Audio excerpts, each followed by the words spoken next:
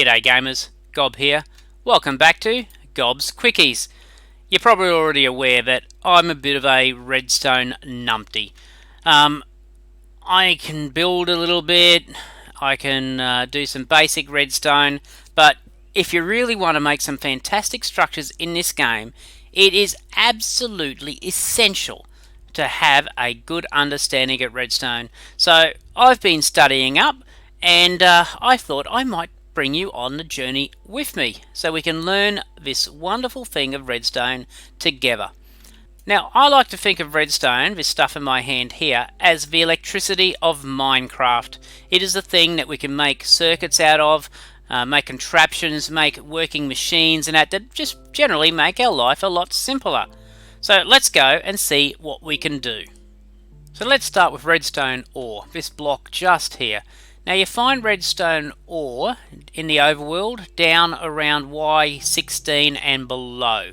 You'll generally find it in groups of 4 to 6 of these ore blocks, and you get a fair few redstone ores, the ones that I'm holding in my hand, when you mine it away using an iron pickaxe or above. So redstone ore looks like that when you put it on the ground. It's not a drop of blood, but you can use it to decorate your builds, make it look like blood. And the fantastic thing about redstone ore is when you put it down, it connects up. Okay, single drop, connected up. See that? So it will go around a corner like that. It will link up, but it'll also make little circuits which can be used to power multiple blocks like that. Now it will also go down one or up one depending on which way it might be. So we could be bringing a circuit along here, along there and up. Okay, so you can do it like that as well. Now redstone like that is just a dust. Think of it like a copper wire with electricity, and it's not doing anything. But you put an active power source next to it, and look at that. That redstone there is now powered. It's active. But it's not a never-ending signal. Okay, it only has a strength that goes out for 15 blocks. Okay, so that there has a single strength of 1, 2, well, probably counting downwards, 15, 14, 13.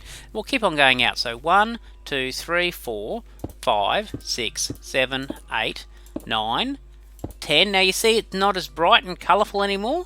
It's dying down. The signal is dropping. 10, 11, 12, 13, 14, 15. Okay, so we've still got a signal there. It's still bubbling away. 16th block, and that now is just a dead piece of redstone. So that's as far as you can take a redstone circuit from one power source. So how do we extend this signal past that point? Let's just put a redstone lamp just there. See, the redstone lamp isn't on. It has no power. These two pieces of redstone don't have any power. Just break the circuit just there. Well, there's a thing called a redstone repeater, and it repeats the signal. Okay, so it takes the signal at whatever strength it's at when it hits it, and then basically re-zaps it back to a full strength signal. So we put that repeater down there, and boom, it's now a 15 strength signal again, and we can go another 15 blocks out, and we can keep that going forever. As long as we have a repeater within every 15 blocks, we can keep the signal going from one power source. Okay, I want to show you something else now. It's not just redstone dust that can be powered. We can also power blocks. Okay, so let's put that block there. At the moment, there's no power going through. Wrong one. Now the redstone dust going into that block doesn't give that block power, but we can actually power that block. We'll just bring this signal around here, and now we'll get our redstone repeater. And our repeater, if we place it down here, we'll get the signal from this dust, and we'll pump the signal into that block, powering that block, and we'll continue to circuit on. Boom. And that's how we can use blocks as a power source. And we could continue to circuit along that way if we so wished. Okay, so that block is softly powered. That's a hard power source, that's a soft power source. Now, one handy thing to know about repeaters is they're one way. Okay, so if we have the repeater facing that way, the circuit is continued and continue on. But if we face the repeater the other way, okay, it doesn't work. Does not work at all. So repeaters can be made to make a circuit definitely a one-way circuit.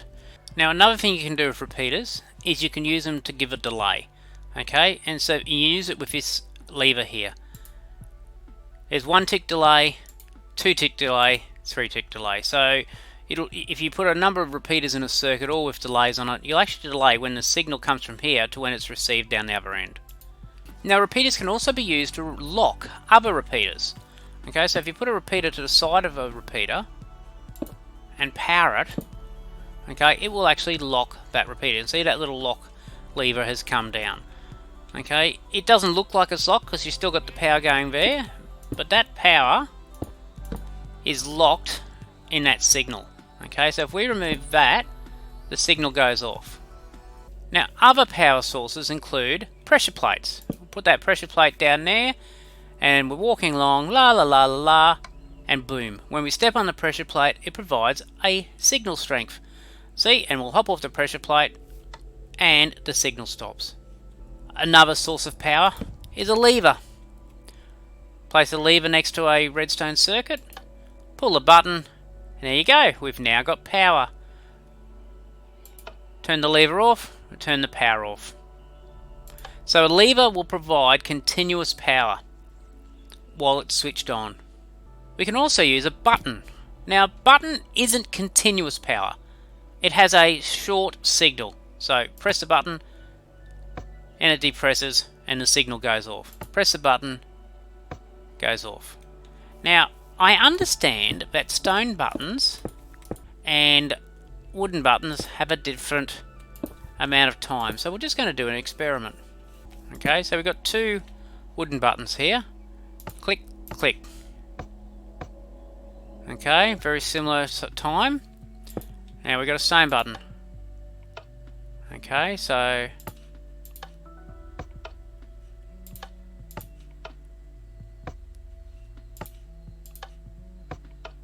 see, the stone button has a shorter duration than the wooden buttons.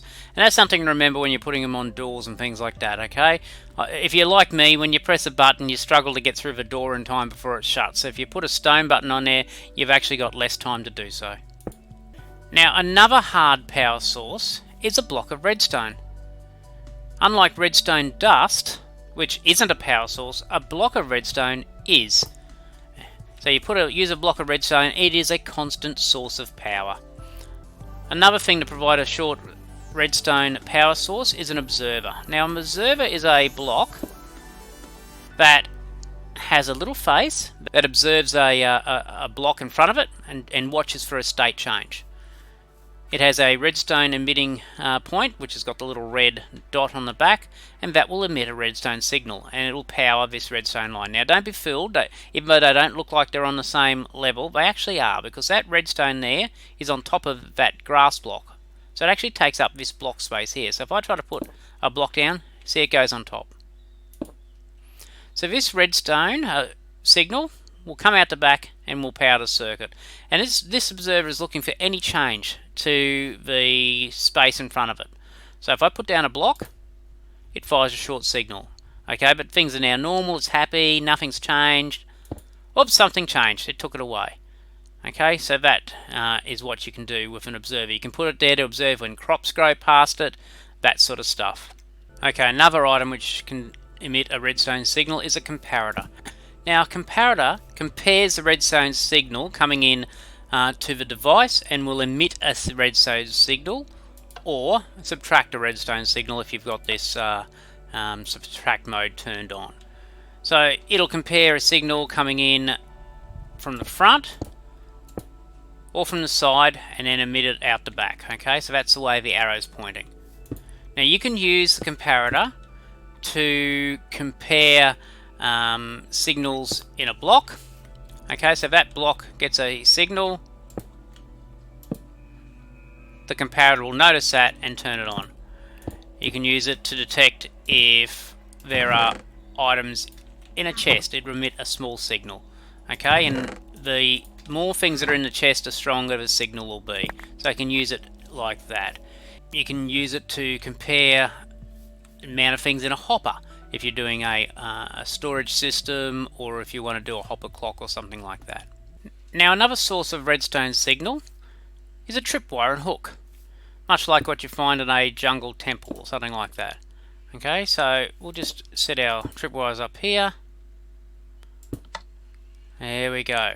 Now, this circuit isn't running to the tripwire at the moment, so we'll... There we go. So now, the plan is when we hit that tripwire hook will power that block, which will power the redstone, which will power our light. And there you go. And it's only a short signal. But you could use that to open doors or something like that if you wished, or to make a defense system, to activate a dispenser to drop lava on an enemy, or fire an arrow or something like that. So there you go. One of my quickies, just a short introduction to redstone and some of the basics. I will do another episode soon which will go into a few more advanced circuits and introduce you to some of the other redstone blocks that are actually more of a mechanical nature, like pistons and hoppers and things like that. If you liked this video, please give it a like. Give me a comment, let me know what your favourite redstone circuit is and what you like to build. And if you haven't already subscribed to my channel, please hit that subscribe button. I really do appreciate knowing that what I'm making here is making people happy and is of use to people's builds. But that's it for me today. Until next time, hooroo! Bye, sheep.